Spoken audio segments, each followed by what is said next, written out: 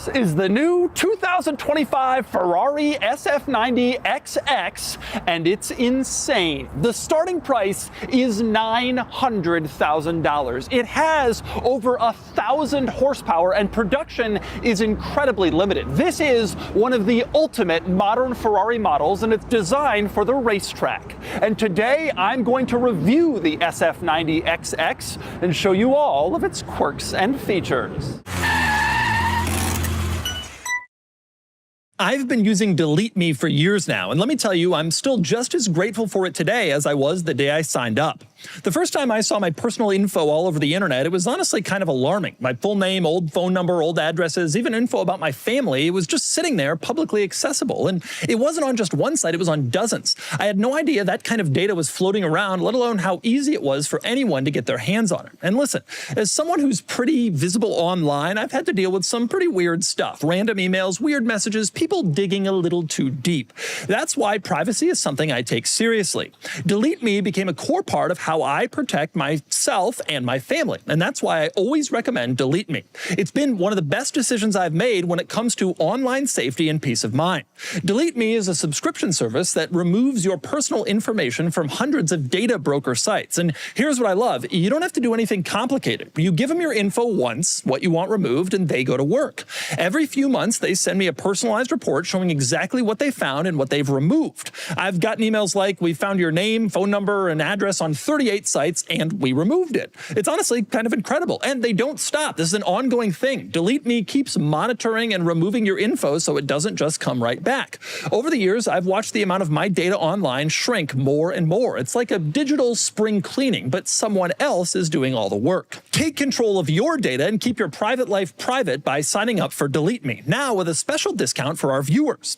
Today, get 20% off your Delete Me plan when you go to joindeleteme.com/demuro and use code DEMURO at checkout. The only way to get 20% off is to go to joindeleteme.com/demuro and enter code DEMURO at checkout. That's joindeleteme.com/demuro, code DEMURO. All right, time for the quirks and features of the SF90 XX. But first, a big thank you to the Park West Bicycle Casino here in Los Angeles, where you can see this car on display along with other cool cars like it. The owner of the casino is a huge car enthusiast. He's always been tremendously generous with me, letting me borrow the cars, and you can check him out, the Park West Bicycle Casino here in Los Angeles. A huge thank you to the owner and the casino for allowing me to borrow this car and countless others. So let's talk SF90 XX. The regular SF90, they call it the SF90 Stradale. That's sort of a recent Ferrari supercar that fits into the lineup kind of above the more pedestrian supercars, the 296 and the F8, but below the iconic historic supercars like the F50, the Enzo, and the upcoming F80. And the SF90 fits right in between. And the regular SF90 is fine, impressive car in its own right, but this is very special. The SF90 XX continues a tradition of other XX track-focused Ferraris, starting with the FXX, which was a racing version of the Enzo. Then there was the 599XX, and then the FXXK, which was a racing version of La Ferrari. The big difference here is those were all track cars, not street legal. This is track-focused. It's a racing version, but it is street legal. You can drive it on the road, and that makes it extra cool. So what makes this car so special? Well, we begin with the powertrain. This is a plug-in hybrid. It has a twin-turbo V8 mated to an electric system for a hybrid powertrain, and the result is more than 1,000 horsepower, which is obviously pretty insane. It's up around 30 horsepower over the standard SF90, which also has the same plug-in hybrid V8. This has more power, and the result is 0 to 60 in around 2 seconds, which is obviously an incredible performance measure. Another impressive thing about this car is the rarity. While the regular SF90 was not a limited production car, they just made a bunch of them, the SF90 XX is. Ferrari says only about 800 coupe models and about 600 units of the convertible Spider, like this one. Very limited production. But beyond all that, the design of the SF90XX is more special than the standard SF90 basically everywhere you look in order to maximize downforce, aerodynamics, and therefore racetrack lap times. And so we begin up front, where you can see the front splitter kind of juts out more than what you would get in the standard SF90, obviously for improved aerodynamic performance. You also have kind of a redesign of this panel under the headlights, gives it more of a vertical look as opposed to horizontal on the regular car. I'm not sure there's a performance benefit there, but it just looks cool. And there's more up front. Another noticeable change is on the wheel arch over the front wheels, you have these 3 vents, also to help maximize aerodynamics. We've seen similar things on the 911 GT3 RS and the new Ford Mustang GTD, both track-focused cars themselves, and so no surprise you see it here. However, probably the most pronounced change to the SF90XX up front is the front nostril situation. You can see these 2 big openings in the front compartment here, again intended to maximize aero, and I'll get a little bit more into that later when I show you what's inside the front trunk. For now, we move further down the car where there are more changes. On the side, you can see the rocker panels, here finished in carbon fiber and flared out far more than you'd get on the standard SF90 for a more aggressive appearance. Probably generates a little extra downforce too. And then we move on to the back where there's a lot more to cover. Just like up front on the wheel arches, in back, rear wheel arches also have 3 distinctive vents, which improve aero and help give this car a more distinctive, more aggressive look compared to the standard SF90. The main items you'll notice in back, though, are really obvious. Number 1, the massive rear diffuser and rear grille situation. Absolutely huge, aggressive, muscular, really give this car a crazy look, especially compared to the standard SF90. You still have a central exit exhaust, just like in the regular car, but here it is surrounded by this mesh grille kind of the whole way around, allowing heat to come off the powertrain. The regular car has this panel painted. It's a lot more classy. This is a lot more racetrack aggressive. But probably the most noticeable thing back here is the rear wing,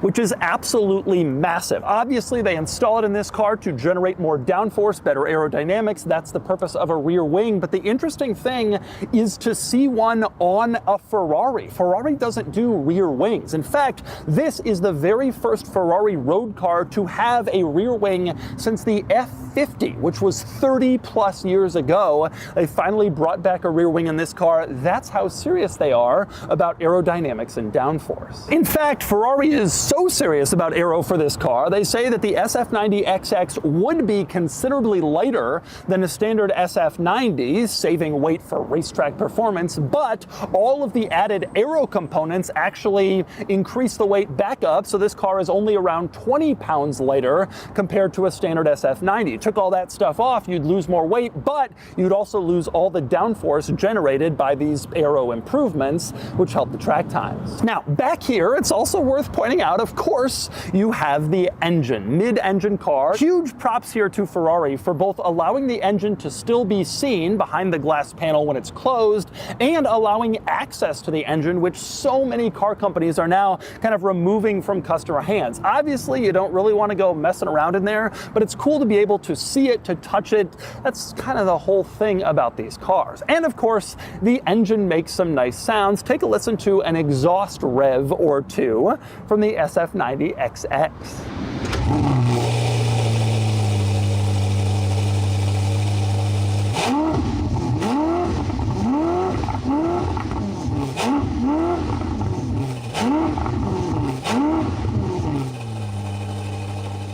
And next we move inside the SF90XX. Getting in is kind of interesting. First off, this cool key. You have this rectangular key with the Ferrari famous prancing horse logo on one side. The other side, just sort of a simple lock-unlock situation. And a little emblem reading SF90XX Spider, not just regular, denoting how special this car is. I also think it's pretty cool how Ferrari now manages to hide its door handles. You look at this car from the dead-on side, you do not see a door handle. That's because it's integrated into this kind of fold, this line on the upper part of the door where you don't necessarily see it until you get close to the car, which is a pretty good job of hiding that piece. But But open the door, and the first thing you notice in here is how unbelievably, well, not luxurious this interior is. The standard SF90 is full of leather and stitching. It's a high-quality luxury experience in addition to a performance car. This isn't. All that stuff is gone in favor of kind of a stripped-out, focused interior like you would expect from a track car. And that means carbon fiber Alcantara everywhere and not a lot of like soft, plush surfaces as you look around. Nowhere is that more clear than the seats, which are these rather thin carbon fiber bucket seats, as you can see, trimmed in Alcantara and designed to keep you in place as you fly around the racetrack, keep you from sliding outside your seat, which is pretty cool. But the racing focus certainly doesn't stop there. Probably where it's most clear is the floor area, where you can see no leather trim floor mat or carpeting. Instead, it's all metal down here, and there's various exposed pieces like welds. It is certainly not intended to be beautiful. That's not the goal of this car. They take out the stuff that's unnecessary for maximum track performance. And that's also true on the inside of the door, where you can see you have this carbon fiber piece that includes these 3 open panels. I think that's pretty cool. I assume that is a nod to the 3 vents on the outside of the car on the wheel arches, sort of brings that design element inside. It looks pretty cool. But the other thing worth noting about the door panel, again, no leather, no stitching, no armrest. You just have carbon fiber and kind of the basics in here, which is pretty neat. But let's move on to the other cool quirks and features inside the SF90XX, starting with the convertible. This is an SF90XX Spider. Might as well show the top. So the button for the top, the switch, you can see right here in the center, has this image of kind of a generic car with a convertible top going down. But you press that and then the top goes down, as you can see. Obviously fully power, this retractable hardtop goes down and creates a convertible experience in your track car, which is kind of a cool thing to be able to do. And of course, if you want to raise the top, the switch goes the other way, and again, it comes right back up. Again, fairly quick, full power, retractable. You don't do anything, no latching, nothing like that. The car does it all for you, and it's pretty neat. And one rather cool detail of this car, directly next to the switch for the power top, there is a button for a power window. You're thinking that's not that rare, except the window is the one in back behind the seats. You can roll down this window. So if you don't have the roof down, but you want to get some like airflow in the cabin, you can drop your rear window like in a Toyota 4Runner. It's a pretty cool idea. And of course, directly in front of those switches, you have your regular power windows. So you can drop your side windows and your back window and get some air through, even if you don't want to open the roof. Now, directly next to your window and top switches, you can see a few other switches here arranged in a curious pattern. The look of this is intended to be a throwback to the old school gated manual transmission Ferraris from back in the day, and basically all of these switches control transmission operation. The one on the left, you push it, it'll put the car in reverse. The ones in the middle are auto, A at the top, and manual, M at the bottom for auto, shifting, or manual. And then the upper right is PS for power start, which is essentially Ferrari's launch control. I think it's cool how when you switch into any of these things, there's like this little light pipe that kind of shoots toward what you've done to confirm your choice. And I also think it's cool that Ferrari has a heritage play to their gated manual, even though this is obviously a modern automatic. Now, beyond that, in this center console, you can see, well, a cup holder up here, surrounded by carbon fiber in your track car. You might not expect to see a cup holder, but you do have one. And there's some storage in here, which is nice because this car does not include a glove box or a trunk. More on that in a second. You have a couple of storage compartments at the very front of this center console, smaller ones, I guess, for electronics. In the back, you have a larger compartment. You can see it here with USB and a power outlet. In the center, you have this rather small velvet compartment. That is for the key. So you climb inside. You don't have a place for the key because it doesn't have a hole to put it on a key ring. Well, now you do have a place for it. You can set it here and just look at it while you drive your Ferrari horse and your key. Also worth pointing out, one more storage compartment here between the seats. Again, not huge, but it's there, a little bit of extra storage in this car. And directly above that storage compartment, you can see the plaque reading limited edition 1 of 599, which is Ferrari's claimed production number. for the SF90XX Spider. Speaking of plaques and emblems, you have another cool one on the dashboard itself. You can see it says SF90XX Spider. Not just regular, but Spider, just so people who have the coupe, they know that you're more special when they climb into your car to ride passenger. Now, also in this center area in the dashboard, some rather unusual items. For one, the climate controls, which are mounted on this little screen panel in the middle. Not that many climate controls. It's faced towards the driver, but the passenger does have access. But it's kind of interesting to see how simple and basic the climate controls are in this car. And honestly, it works really well. And as for the climate vents, they're very strange. Adjusting the vents is done kind of by hand. You move the vent around and it looks like it's floating in space, but you can move it up, down, side to side, depending on where you want it to go. A rather unusual climate vent, but it seems cool and futuristic, much like the car itself. Also interesting in this center area is the rear view mirror, which is a camera, actually. You can make it a mirror like it is now, but the rear window is small, you can't see much. Flip this switch and it becomes a camera that projects from here. You can see the camera is mounted here on the deck lid, and that's showing what's behind you. Obviously, when you have the camera setting turned on, you get a much better view of what's behind you than the actual mirror itself, which contributes to this car's safety and obviously makes it easier to maneuver around and especially back up.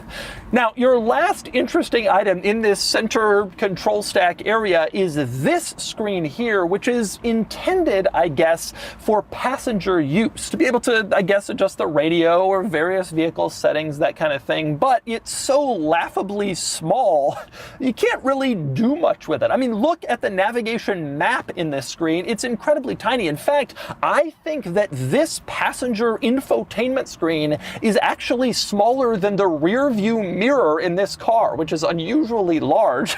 The passenger screen is just really not that big. Now, this is especially a surprise because the center stack is usually where you find a large infotainment display, but in this car, that display is primarily confined to the gauge cluster for the driver to use, because this is a driver-oriented car, and so it's all about the driver. And you can see this big gauge cluster screen has a lot of information on it. You have your radio displays where your Bluetooth phone information would be displayed. You have your tachometer here. You have your navigation map, vehicle information. It is all displayed here. Even the climate control temperature is displayed on the driver information gauge cluster screen, which you don't often see. But again, everything in this car is all about driver focused. And honestly, this screen is pretty cool. In its current kind of home setting, you have all this access to all this information, but you can maximize the view to just see the giant navigation map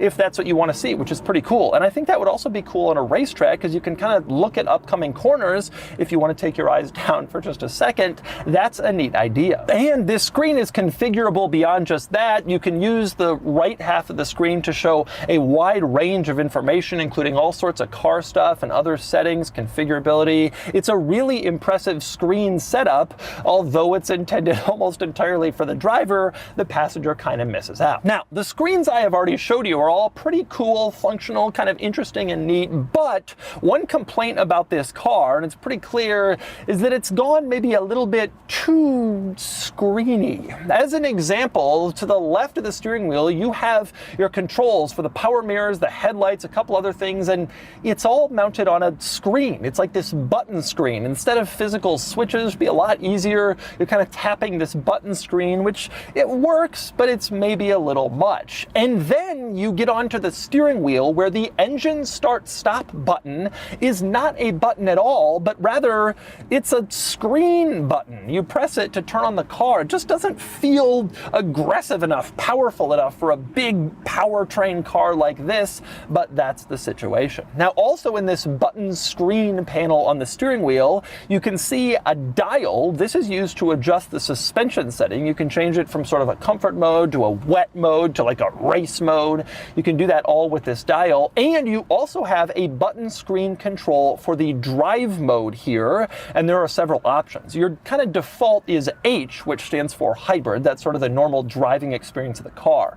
If you press on the checkered flag, you go into a performance drive mode, sort of a sport mode, and there's one above that. If you press on this little clock, you go into the qualifying drive mode, which obviously is intended for racetrack use. And when you're in the qualifying drive mode, the SF90XX has a special new feature called Extra Boost Mode, which is activated when the driver floors the accelerator, and it's intended to give you like an extra burst of power and speed coming out of a corner, which is pretty cool. Now, your last drive mode down here you can see is labeled as ED, which stands for electric drive. Obviously full electric. Ferrari says this car can go around 10 miles on full electric power alone. Not something you would do frequently, but it's a possibility if you want to do something quietly or if you need it. Now, also worth pointing out, another set of button screen controls mounted on the steering wheel. Over on the left side, you have controls for various items like your Bluetooth, your cell phone connection. Over on the right, this kind of up-down pad and associated items that controls what you see on the driver gauge cluster screen. So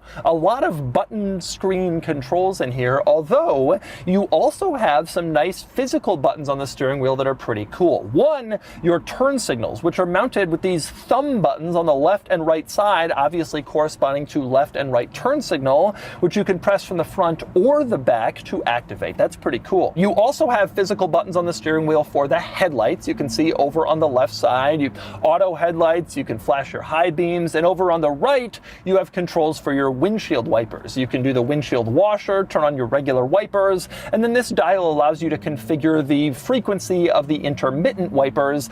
All of that is integrated onto the steering wheel along with these giant shift paddles up on the right, down on the left, because again, this car is all about driver focus, so everything is within easy reach of the driver rather than stalks and buttons in the center control stack. You have it all right on the steering wheel. Now, beyond that stuff, a few other interesting quirks in this interior. For one, the interior lights are very tiny. You turn them on in this little pad up on the ceiling that also includes your door locks, but you tap on the light and it turns on. Very tiny, but very directed, so it gives you good in-cabin lighting, which can be practical to have. Also, another interesting quirk of this car, getting out. There is no door pull that you pull to open the door. Instead, you press a button which electronically pops the door open and then you climb out. However, in case the battery dies, so you don't get stuck in your car, or if the electronic popper fails, there is a mechanical door handle backup, and it's hidden down here inside this little mesh storage compartment on the door panel.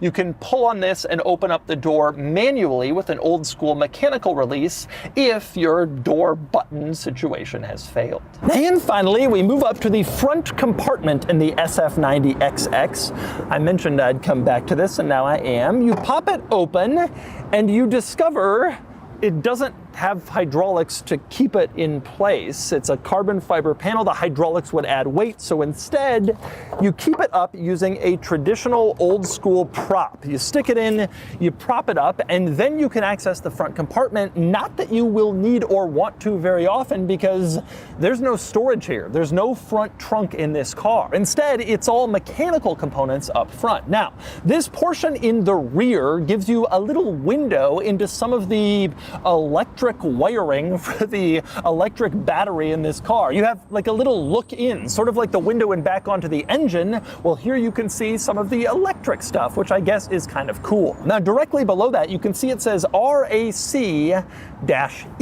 This apparently is an acronym for Rotation Access Control with Electric, and it's supposed to be touting like kind of a front torque vectoring system to improve handling. All of this stuff is included in the regular SF90, the RAC-E, the window into the electrics. It's not special to the XX. What is special to the XX is in the middle of this whole front trunk situation. The standard SF90 has a compartment here, a luggage compartment, and it comes optionally with fitted luggage that perfectly snugly fits into the compartment. Obviously, all of that stuff is gone for this, the track version. Instead, you have stuff here. Specifically, this is where the air comes through that goes out those front nostrils in the front trunk that I showed you before, the ones that are exclusive to the SF90XX. Apparently, this is exhaust air. It comes in, it meets the radiators, and then it comes out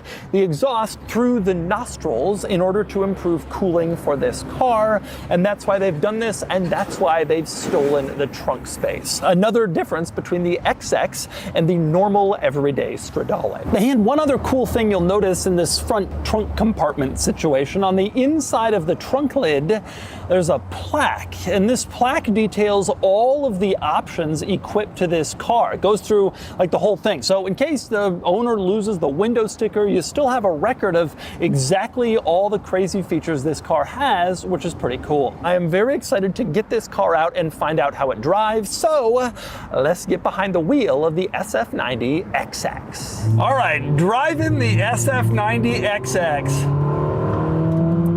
Whew. Man. Oh, ho, ho, ho. Boy, am I driving the SF90XX. Oh, man. The thing about this car, oh, God, it's so quick. The thing about this car is two things. It is so fast.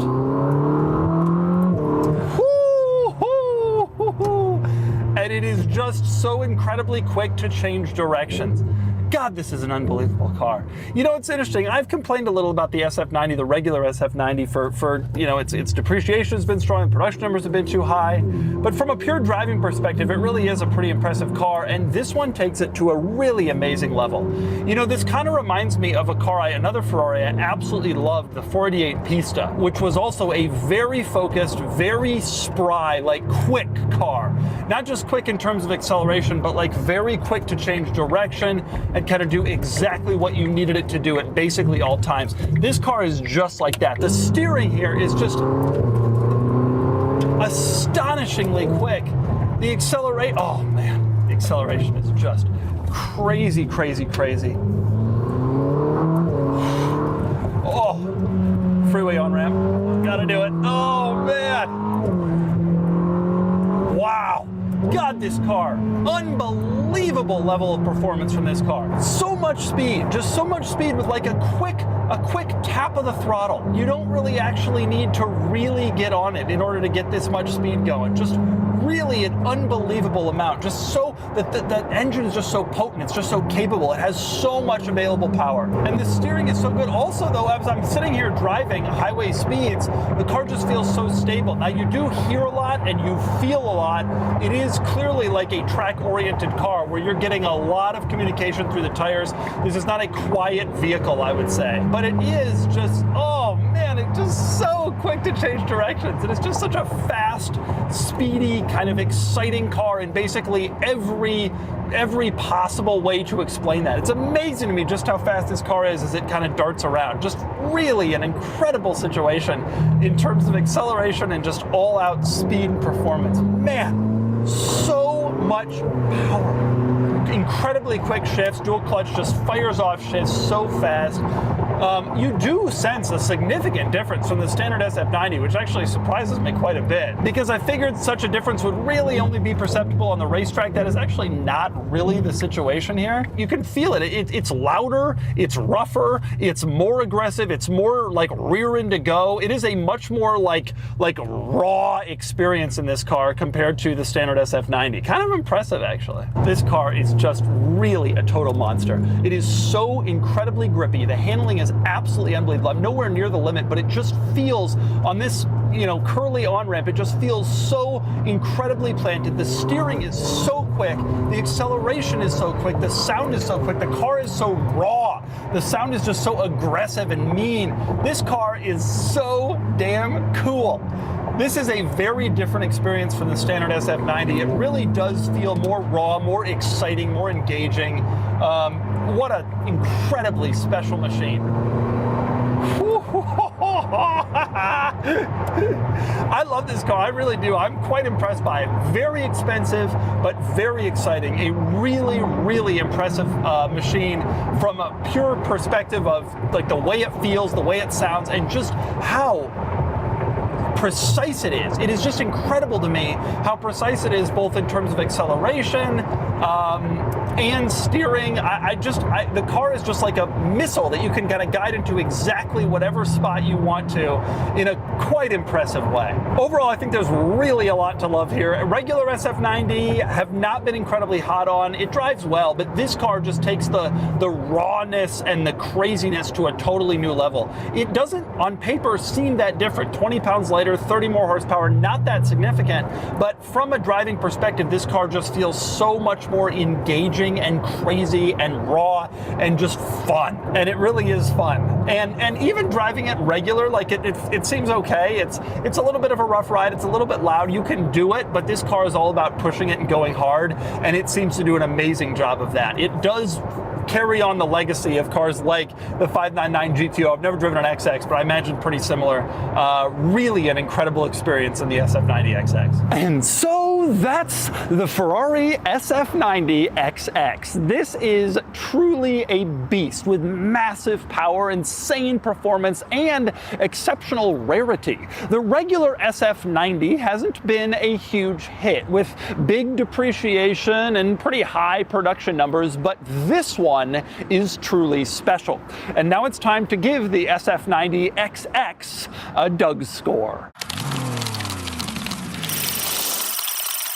And the Doug score is here, 73 out of 100, which puts the SF90XX here against rivals. All I have to say is, wow, this car is now one of the highest Doug scores ever. Only a couple of cars have a 74 and nothing scores higher, and it totally deserves it. The SF90XX is truly amazing to drive. Raw, visceral, honestly, it feels like a totally different car from the more pedestrian SF90, and in a good way. This is one of my favorite modern Ferrari models. I truly love it, even factoring in the crazy sticker price of around $1 million.